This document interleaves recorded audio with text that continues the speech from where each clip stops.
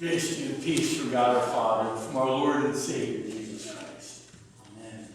We hear again from the epistle lesson just read, where St. Paul writes, I have learned in whatever state I am to be content.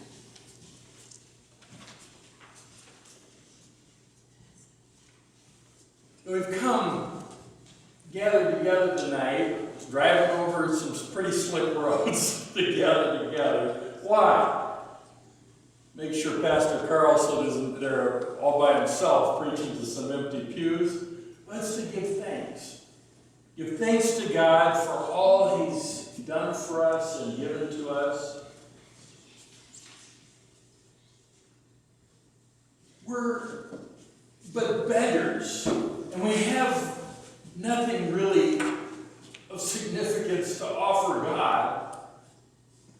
But one thing is our thanksgiving, our praise, acknowledgement of our love for Him. Think of kids, little kids that what do they have to offer mom and dad that they haven't already been given? Those dandelion bouquets and pretty cards with hearts on them and I love you. It means the world, us as parents. We cherish those. It means a lot. But here we are giving God our thanks and praise, and here He is giving us the gift of contentment. I'd like you to join me on a little journey, not to Plymouth Rock, but to Philippi. You may wonder what's so special about Philippi. It produced some very contented people. A lot like Plymouth Rock.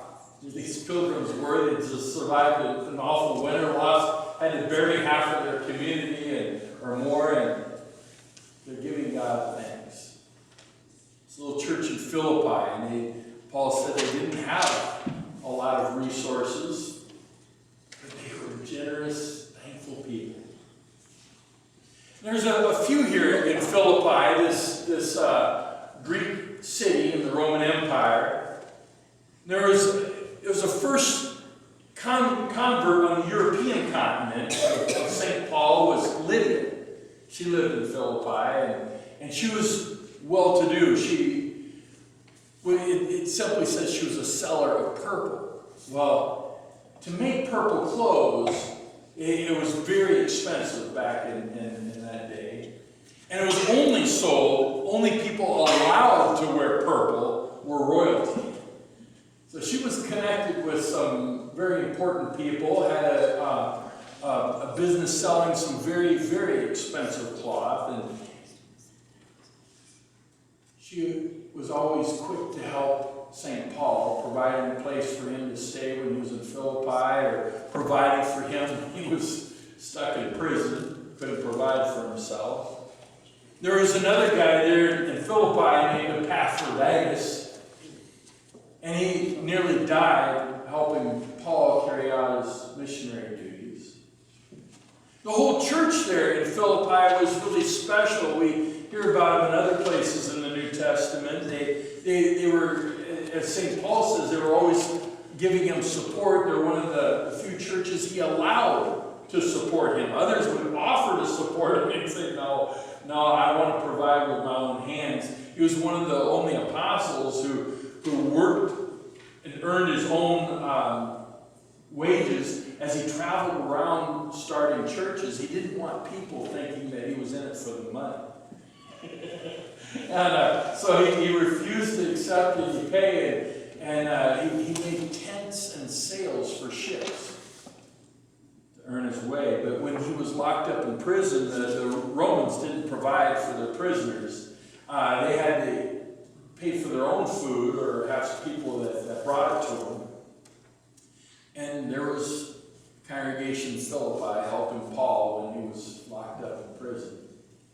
They also helped the church in Jerusalem that had sent Paul to them as a missionary. The church in Jerusalem was going through really, really tough times. There was a famine, and you imagine it would be like in a severe recession. And the church in Philippi gave generously to help the church out in Jerusalem. St. Paul said they gave beyond their means, out of thankfulness. And they begged Paul to take this money and bring it to our brothers and sisters in Jerusalem to help them out. And this generosity that you see in these Christians there in Philippi, and those pilgrims back on Plymouth Rock, comes from contented hearts. If you don't have the gift of contentment, you can't be happy with what you have. It's almost like a dog holding on to its bone. They won't let go of that bone for anything. That's an uncontented person. A contented person is willing to share, to give, to help out. And there's one especially contented man, and it was Paul, who said, I've learned whatever state I am to be content, whether I have a lot or nothing. And he writes this from a prison cell in Rome. He was in prison at the time he wrote the church in Philippi, and not just in prison. This was he was going before the emperor for the second time, causing unrest in the empire. Emperors didn't like that. He was on death row, and he was faced with a new emperor named Nero, who we know from historical history that wasn't a nice guy. He writes back to the church in Philippi, where this is where he was beaten one time by the Romans for causing an uproar in their town. A mob formed, or angry at him for telling people about Jesus. Gets beaten, locked up, and he just had the cat of nine tails, which would tear the skin off your back. And he's bleeding, sitting in a dungeon, not a real sterile environment. And he and Silas are singing hymns. They're singing hymns of praise to God for being able to suffer for the sake of Jesus. And the earthquake happens, the doors open, they come out, and the jailer is ready to take his own life. He has his dagger out. If any of the prisoners escape, he's getting executed. So why not do it by his own knife? And St. Paul says, no, don't do it. And we're all here. We're not going to run. He winds up baptizing the jailer and his wife and family there in Philippi. They were members of the congregation there. But here, facing execution and all the trials of being locked up in jail, chained to a guard, he writes to the church in Philippi and to us here in Funny River, rejoice. Rejoice in the Lord always. And again, I say rejoice. You could paraphrase that. Give thanks. Give thanks always. Rejoice. Give thanks. Why? Because of what Jesus has done for us. Paul and the Philippians, the pilgrims of Plymouth Rock, had more than stuff. They had a God who owns everything and gives generously when needed. As St. Paul says in verse 19, my God will supply every need of yours according to his riches and glory in Christ Jesus. I over the last year or two, it's been an amazing experience for me as I see again and again how God provides in strange and mysterious ways. And there's been times where we've cut back. I was tough, and I cut the janitor's pay and the secretary's pay a little bit. And when I did this, they had another source of income coming. And as God provides, and learning this again and again, it shouldn't come as any surprise to me. Or Gary and I are both puzzling over how we're able to still be solvent as a church. Scratching our heads, it doesn't make sense at all, Gary, for either of us. I mean, I know how to crunch numbers myself, and we still have money in savings, and it just boggles my mind. And it shouldn't boggle any of our minds, because God provides and gives generously. And turkey and pie tomorrow, and all of our nice homes that we have, and family gathered around us. We give thanks for our temporal blessings, house and home, wife and family, shoes and food, and everything we need for this body and life. But God's blessings don't always come in material form. If it was the secret of contentment, being blessed with physical, temporal blessings, the top 1% of our population, the wealthiest 1% of our population, has the highest suicide rate in our country.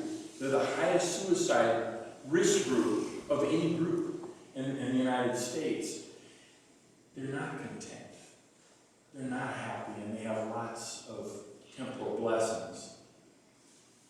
We have something even better, and Jesus talks about this in his Sermon on the Mount. He said, "Blessed are the poor. Blessed are those who mourn." Why? Because when we go through difficult times, we're able to see the cross and our Savior all the clearer. And see the greatest gift ever given, and that was our Savior, Jesus Christ. So the secret to contentment, the kids all know that. What would be the secret to contentment? It's not money or bubblegum. Who is the secret to contentment, Judy? Me. Who is the secret to contentment? Me. No, Jesus. Jesus is the secret to contentment. When we have him, we have more than enough, and we have a reason for giving him things. And as St. Paul ended the reading today, he says, "My God will supply every need of yours according to his riches and glory in Christ Jesus. To our God and Father be glory forever and ever. Amen." Now may the peace of God, which passes all human understanding, keep your hearts and your minds in Christ Jesus, life everlasting. Amen.